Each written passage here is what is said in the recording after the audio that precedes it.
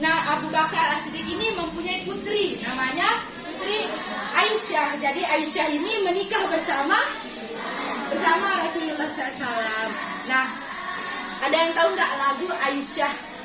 Tahu. Ayo nyanyi coba. Ya, Aisyah, romantisnya cinta. Ayo nyanyi. Nah, kalau nggak ada yang mau nyanyi, berarti kita lanjut ya.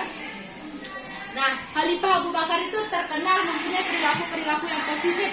Nah, diantaranya yaitu Abu Bakar itu penyabar, ramah, rendah hati, tidak sombong, mempunyai ide-ide yang cemerlang. Nah, Khalifah Abu Bakar itu mempunyai gelar, diberi gelar As-Siddiq. Ada yang tahu arti As-Siddiq? Benar. Nah, dikarenakan Abu Bakar As-Siddiq itu membenarkan adanya Isra Mi'raj. Jadi kemarin itu kita udah memperingati Isra Mi'raj kan di belakang. Ada yang tahu nggak Isra Mi'raj itu apa? Kenapa? Angkat tangan coba. Ada yang tahu? Apa? Jadi Isra Mi'raj itu adalah perintah Allah untuk melaksanakan sholat. Jadi perjalanan Nabi Muhammad SAW dari Mekah ke Madinah, terus ke Masjidil Aqsa, terus ke Sidratul Muntaha untuk memerintahkan kaum muslimin itu sholat.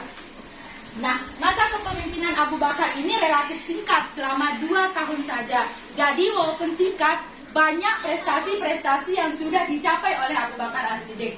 Nah, diantaranya prestasinya adalah menumpas kaum pembangkang.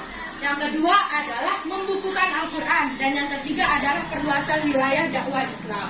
Nah, Khalifah Abu Bakar wafat pada umurnya yang ke-63 tahun. Jadi sama seperti Nabi Muhammad SAW. Nah, beliau juga wafat karena beliau itu jatuh sakit kurang lebih selama 15 hari. Udah paham? Paham.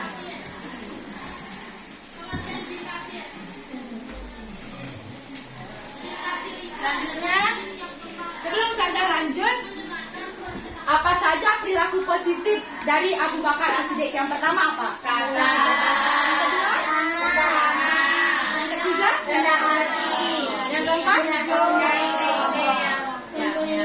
Nah, selanjutnya kita akan mempelajari tentang prestasi-prestasi Khalifah Abu Bakar As-Siddiq. Seperti yang Ustazah bilang tadi, Khalifah Abu Bakar As-Siddiq itu menjabat selama 2 tahun, singkat sekali, tapi terdapat prestasi-prestasi yang telah beliau capai. Nah, yang pertama yang akan kita bahas adalah menumpas kelompok pembangkang.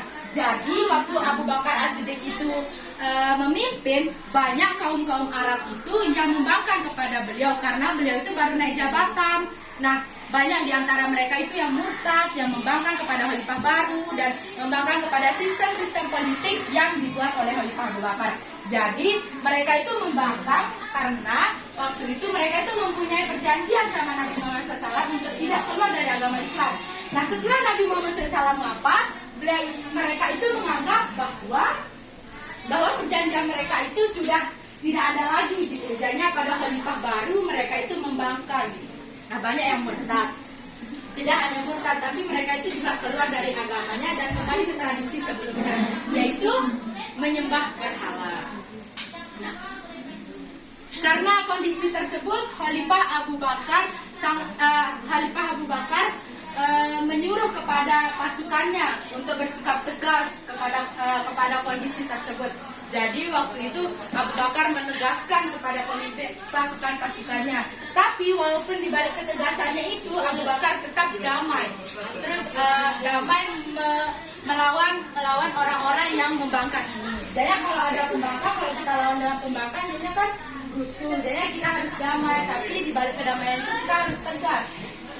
Tidak loyo, lepek. Nah, selanjutnya tidak hanya itu. Waktu Abu Bakar menjadi pemimpin, ada di antara kaum-kaumnya menjadi nabi palsu.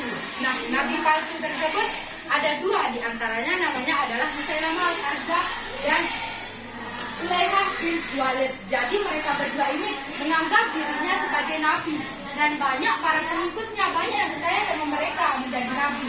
Nah, mereka ini mempunyai kaum, 2 kaumnya. Nah, setelah itu, karena kejadian tersebut, Abu Bakar memberi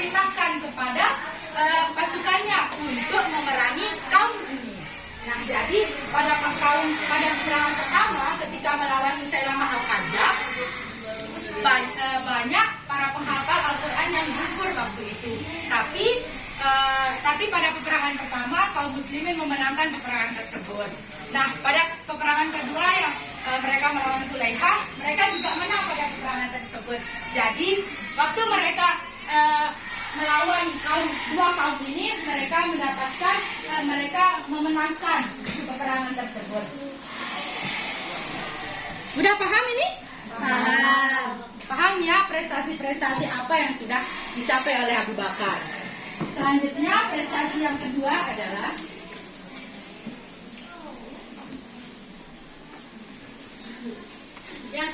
adalah membukukan Al-Quran. Seperti yang Ustazah bilang tadi, banyak waktu peperangan melawan Musailamah Al-Kadzab, banyak di antara penghafal Al-Quran itu yang gugur. Nah, karena kejadian tersebut, kaum muslimin itu khawatir akan lenyapnya Al-Quran, karena para penghafal Al-Quran itu kan sudah lenyap, sudah gugur, jadinya mereka takut kalau Al-Quran juga ikut lenyap. Nah, karena kondisi tersebut, Umar bin Khattab mengasih saran kepada Abu Bakar untuk membukukan Al-Quran. Akan tetapi Abu Bakar tidak menerima saran tersebut, karena menurutnya pada waktu Nabi Muhammad SAW memimpin tidak ada pembukaan Al-Quran. Nah, setelah dijelaskan oleh Abu Bakar, baiknya gini, dijelaskan secara rinci, maka Abu Bakar menerima pembukaan Al-Quran tersebut. Kemudian terdapat panitia untuk membukukan Al-Quran tersebut yang dipimpin oleh Zaid bin Sabit. Nah, kemudian setelah wafatnya Abu Bakar As-Siddiq, mushaf Al-Quran itu disimpan oleh putri Umar bin Khattab yang bernama Hafsah bin Umar. Paham? Nah, yang ketiga, yang terakhir yang akan kita bahas di pertemuan ini tentang prestasinya, yaitu perluasan wilayah. Jadi waktu itu Abu Bakar As-Siddiq berdakwah lagi sama pasukannya, karena pada saat itu kondisi sosial dan politiknya sudah stabil, peperangan sudah tidak jarang terjadi, jadinya mereka itu berdakwah lagi, menyebarkan agama Islam. Nah, salah satunya dakwahnya itu yang dipimpin oleh Panglima Utsman bin Zaid bin Haritsah ke Suriah. Jadi sebenarnya Panglima ini sudah ada dari zaman Rasulullah SAW. Akan tetapi karena Rasulullah SAW wafat, maka dilanjutkan oleh Abu Bakar As-Siddiq. Pasukan ini berhasil menaklukkan wilayah Bizantium di Persia. Jadi kaum muslimin ini merebut wilayah Bizantium dengan cara berdakwah. Nah, dengan cara peperangan juga melalui perang Yarmuk yang cukup sulit. Jadi waktu perang Yarmuk itu kaum muslimin ini Panglima Utsman bin Zaid bersama teman-temannya melawan kaum Persia. Jadinya waktu itu umat Islam berhasil menaklukkan wilayah Bizantium di Persia. Sudah paham? Paham.